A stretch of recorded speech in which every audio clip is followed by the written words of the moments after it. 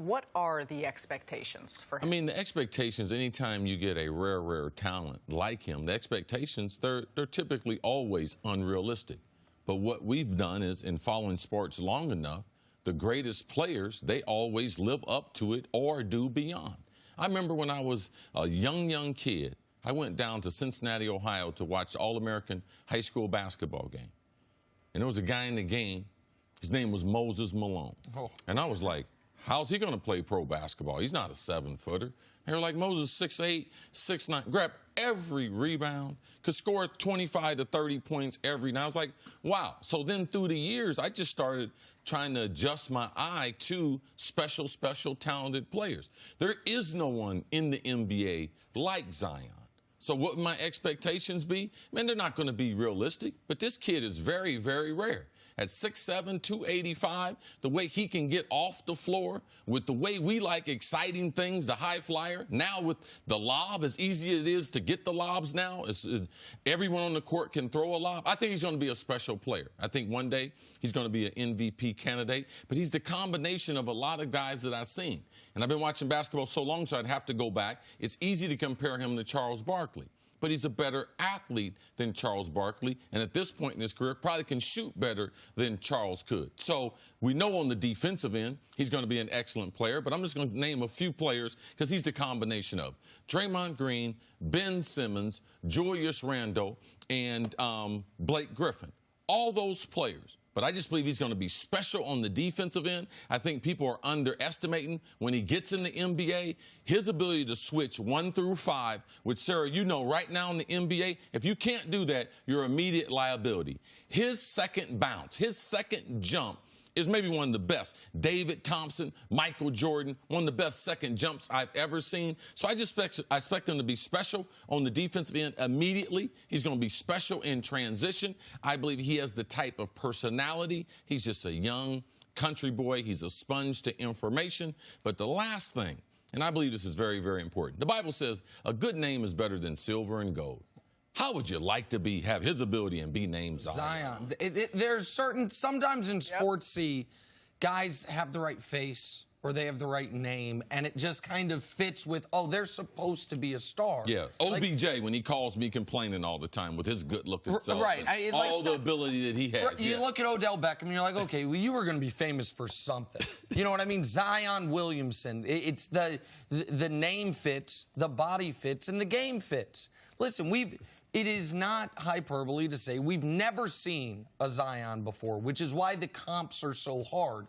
You went with a handful of contemporary players. Historically, people bring up Barkley with Sean Kemp's leaping, LeBron's body, not the ability to be those players instantaneously or necessarily ever, but you almost have to Frankenstein's monster this thing. You have to build the guy from traits of other people. What are my expectations? My expectations are he will win Rookie of the Year. My expectations are he will average close to 20 points his rookie season.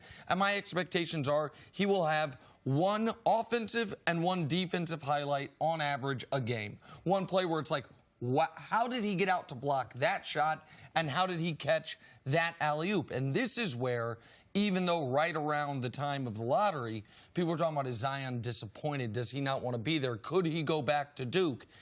I'm so happy he landed in New Orleans for a number of reasons. One is stylistically. Gentry wants to run. Go. And now with the Anthony Davis trade, they have Lonzo Ball who will want to run with him. They will have Brandon Ingram who will want to run with him. But the other reason I'm happy he's in New Orleans and that he's not going to be a part of a trade, he's not going to end up in New York City where they were going to try to be competing for a playoff spot or a championship this year pre-Kevin Durant injury, is he does have obvious holes in his game. And if he were, I don't want him to have to deal with what a player as developed and as great as Giannis dealt with in the playoffs this year, which was everyone saying, oh, this is how you guard him. Yeah, they make you look bad. This is how you stop him. Yes. Ben Simmons would probably be much less criticized if he'd been playing on the Phoenix Suns. Yes. Because we wouldn't have seen him in the playoffs where teams try to break down what he can't do. You look at his shot chart from Duke, the guy just simply refuses, understandably, to take mid-range shots. It is everything within 5 feet of the rim and three-pointers because he hasn't developed it yet, and that's fine. That will come along. But if you can get 6 to 8 points on dunks or putbacks, 6 to 8 points in transition, now you only need to make a couple in the half-court plays all game to get to your 18 to 20 points. I think he can have a similar season that Blake Griffin had his first year his second year out of college, his first year playing. And that's my expectation for a guy that, to me, is a generational athlete, and we'll see if that turns into a generational basketball player at this level. I'm glad you brought up New Orleans and the fit, and see, I'm curious what you think about the fact that, when a team has a #1 overall pick, sometimes the roster that they're going to, the personnel they have is not always one that fortifies their game.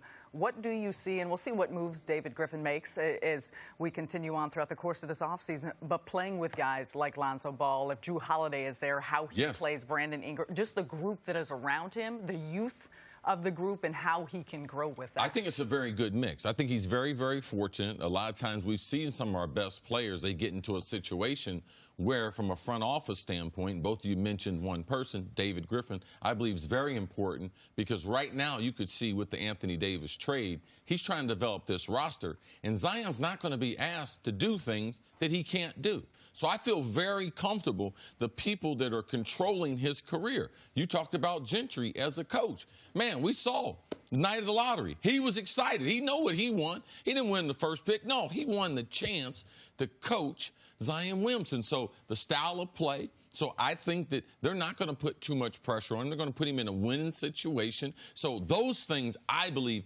help make the best players, when they're surrounded and they don't have to do things they can't do early, the supporting cast that they have there, I believe, is critical. And we as basketball fans are all so fortunate that New Orleans went out and hired David Griffin, because the guys can be can't-miss-ish, but we don't get to see their full breadth of potential because their teams can't get out of their own way. I would argue that's what happened with Anthony Davis.